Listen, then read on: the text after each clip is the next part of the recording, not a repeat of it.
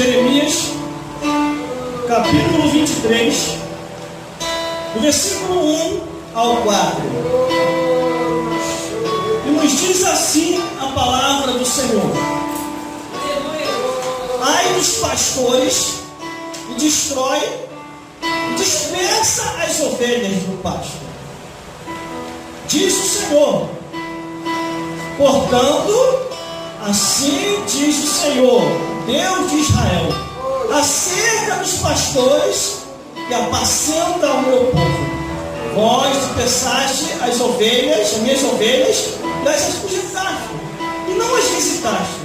Eis que eu visitarei sobre vós a maldade de vossas ações, diz o Senhor, e eu mesmo recolherei o resto das minhas ovelhas, e todas as terras, para onde estiverem afugendadas, e as farei voltar aos seus apriscos, e frutificarão, e se multiplicarão, e levantarei sobre elas pastores que as apacentam, e nunca mais temerão, nem se assombrarão, e nenhuma delas faltará, diz o Senhor. Os irmãos podem se assentar? Glória a Deus. Deus não parece mensagem. Eu não entendo, quer dizer. Glória a Deus. Ai dos pastores que destroem, dispersam as ovelhas no meu pasto. Glória a Deus. Glória a Deus. Qual é a função de um pastor? Glória a Deus. Qual é a sua obrigação após chamado? E outra, essa palavra vai ter duplo sentido. Pastor e pastora, já que está cheio de pastora por aí. É para vocês também. Aleluia. Glórias a Deus. Ai dos pastores que destroem e dispersam as ovelhas do meu pasto, diz o Senhor. Quando Deus vocaciona o homem, é porque Ele confiou tal chamada, tal episcopado, tal cargo, tal ministério, desde o porteiro ao ministério, desde o corpo da igreja. A Bíblia diz lá em Efésios capítulo 4, versículo 11, que foi o próprio Deus que montou esse ministério. O ministério não é uma invenção do homem, igual muitos falsificadores andam falando por aí. O ministério foi fundado pelo Deus que fez o céu e a terra. E o ministério é composto de pastores, presbíteros, apóstolos, bispos, evangelistas, missionários, sacerdotes, profetas, atalaias, diáconos, obreiros, trabalhadores, músicos, levitas, administradores e doutores da casa do Senhor. Cada um com seu cargo eclesiástico, cada um na função em que foi chamado. Mas uma coisa eu tenho para vos dizer aqui hoje: há um peso de cobrança que fica sob o ombro do pastor. O pastor é o alvo principal na visão de Deus. E outra, não confunda você que vai ver essa filmagem dizendo que eu estou tocando os ungidos. Eu estou alertando os ungidos antes que a espada caia sobre teu olho direito ou caia sobre a sua vida, porque está escrito: ai daquele que faz a obra do Senhor relaxadamente. A obra do Senhor relaxadamente, sabe o que é? É largar a obra de mão. Por isso que os olhos de Deus estão sobre ti, sacerdote, que tem que ensinar o povo entre o certo e errado. A Bíblia já diz assim em Jeremias: ai dos pastores que destroem e dispersam as ovelhas do meus pastos, diz o Senhor. Glórias a Deus. Qual é a função e a obrigação do pastor?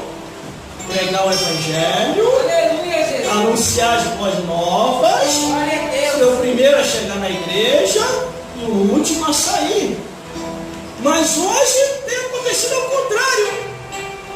O pastor é o último a chegar e é o primeiro, antes do culto terminar, ele é o primeiro a sair. Glórias a Deus.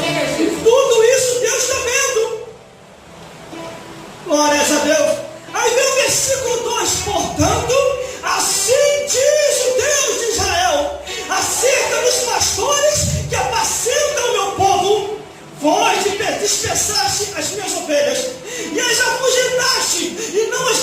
morte, e eis que eu visitarei sobre vós a maldade de vossas ações, diz o Senhor.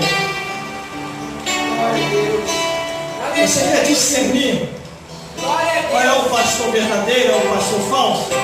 Isso é fácil. Mateus, capítulo 15, versículo 18 ao 20. Glória a Deus. Aqui você vai ter um discernimento no que é esses tais pastores andam meditando.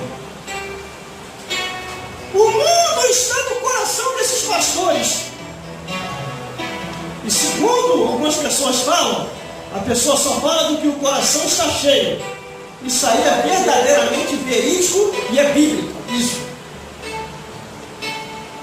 O pastor falso, o falso pastor, ele vai para a igreja, em vez de falar da Bíblia, ele perde tempo para no altar estar falando de futebol. Perde tempo para no altar estar falando de novela, de filme mundano. Eu não tenho o que fazer em casa a não ser ficar se distraindo com o mundo. Porque a função do pastor é se ocupar com oração, com a leitura da Bíblia, com os louvores, se ele for músico, com os instrumentos, trazer o melhor do louvor, receber as revelações e passar a edificação para o povo. Glória a Deus. Mas aquele que está com o mundo no coração, se cumpre sobre eles. Mateus capítulo 15, versículo 18 a 20.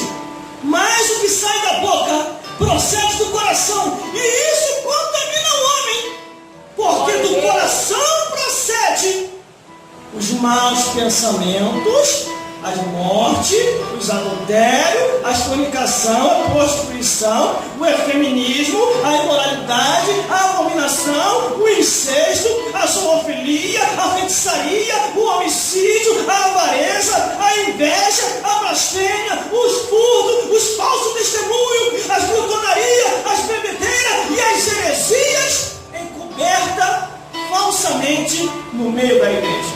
Glória a Deus. Irmão, que relatório grande, hein? Isso é só introdução, irmão. O relatório. Porque se eu fosse pegar tudo, precisaria de muito tempo para falar. Porque eu andei lendo a Bíblia e andei observando a preocupação dos apóstolos de Cristo. Os 11 apóstolos, 12 não, foi só 11.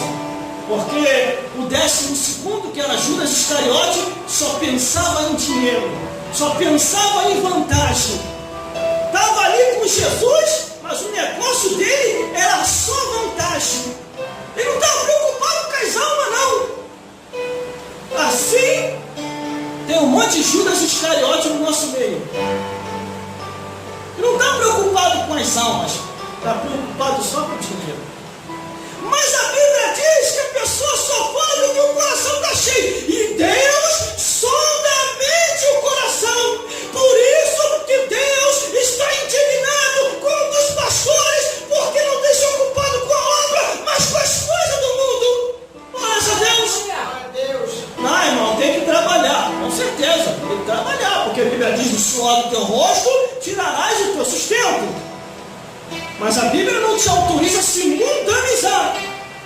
Ser um profissional é uma coisa e ser mundano é outra. Profissional, você estuda, termina o teu primeiro grau, segundo grau, faz a faculdade, vai ao nível superior. Está corretíssimo. Agora, se mundanizar é chegar aqui no altar e perder tempo. Falar de futebol, de novela, de filme mundano e estimular o povo a isso. Há uma perdição e uma falta de tempo, uma perca de tempo, quer dizer, tem que estimular o